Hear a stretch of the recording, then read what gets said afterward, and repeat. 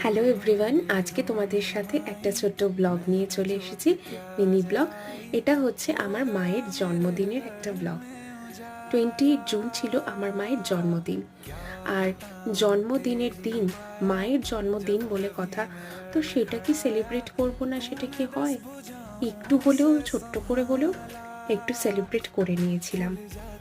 আর মা আমার কাছে ব্যাঙ্গালোরে যখন ছিলই সেইটা সময়টা, যদিও এখন মা চলে গেছে কলকাতায়, বাট মায়ের জন্মদিনের দিন মা এখানেই ছিল, তো তাই জন্য একটু সেলিব্রেট করা তো উচিতই, তাই না? একটু তো করতেই হবে, কারণ সারা বছর মায়ের থেকে দূরে থাকি, আর স্পেশাল দিনটায় মা যখন আছে সাথে, তাই একটু সেলিব্রেশন করে নিলাম।